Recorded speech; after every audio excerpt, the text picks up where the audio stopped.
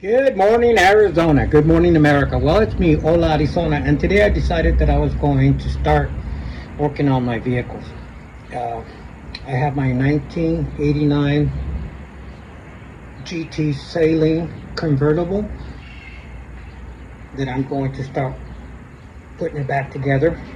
But first, I'm going to focus on my 1978 Ford Thunderbird.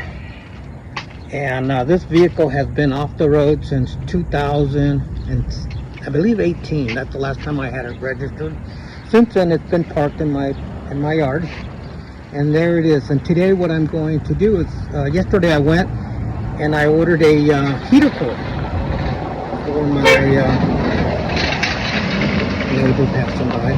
I ordered a heater core for my 1978 Thunderbird. Since I'm going to put it back on the road, I'm going to replace the heater core and take the radiator and have it flushed and see what kind of condition the radiator shop tells me it's in.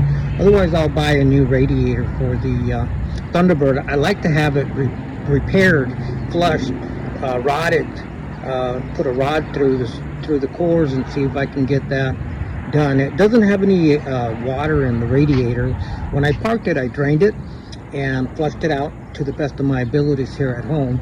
And now what I'm going to do is replace the heater core, and I've never done that before, so I'm going to show you. For those of you that have a 1978 Ford Thunderbird, it's really simple. I hate working on cars now that I'm older, but you know what, I got to get back into working on my cars. I've been lazy these last several years, so it's time to get off that lazy boy, off the TV, off social media, and actually start spending time on what I used to love to do when I was younger. So let me show you how it's done. Okay, there's my 1978 Ford Thunderbird. And like I said, I haven't driven this since 2018. That was the last time I had it on the road. And since then, it's been parked. And this is what the engine looked like. And what I needed was a I believe it's a 5/16 small socket. And I like this right here. This is old. I don't throw my tools away, but this is an old screwdriver for a 5/16 handle. And it was connected to the firewall, and it was a tighter grip, so I had to use a 5/16 ratchet. And these are the screws. This is what was attached to the firewall. It's pretty tight. It's been there since 1978. And these are the 4 screws. This one, the shorter one, goes on top. And then these longer ones, which are the same size, 5/16 as well, but they're a little bit longer, go on the bottom base. And then I needed, of course, a screwdriver in order to get the hoses detached from the heater core. But here, let me show you what it looks like and what you need to do. Okay, right there you have one, and then there's another one over here, another one over here, and I believe that's it. And then there's the short one goes up there, the screw that I pulled out. And once you remove those screws, this is how simple it is.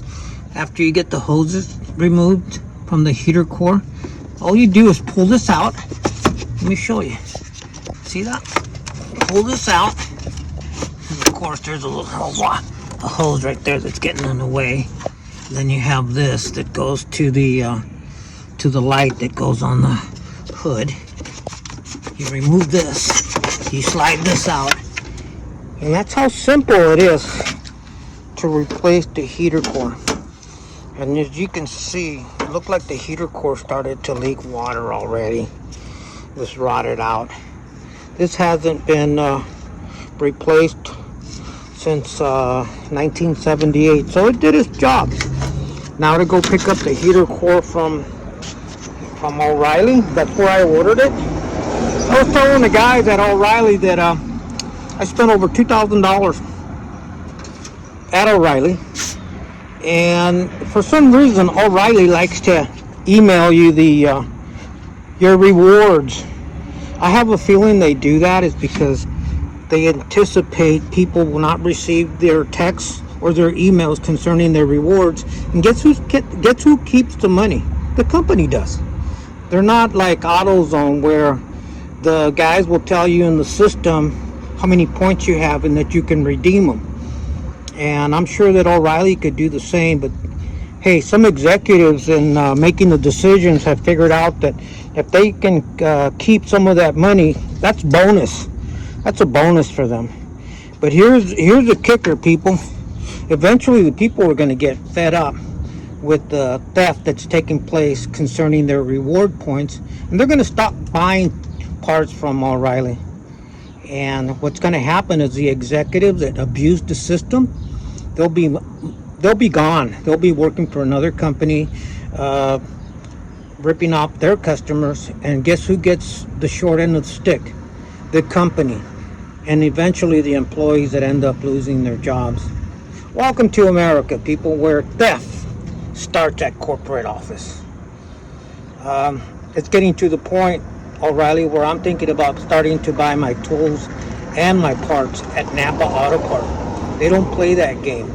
They just give you high quality parts for a reasonable price, and there's no rewards. The reward is that you get a quality part that will last you and won't leave you stranded on the road. God bless America, and let's get behind Donald Trump, people.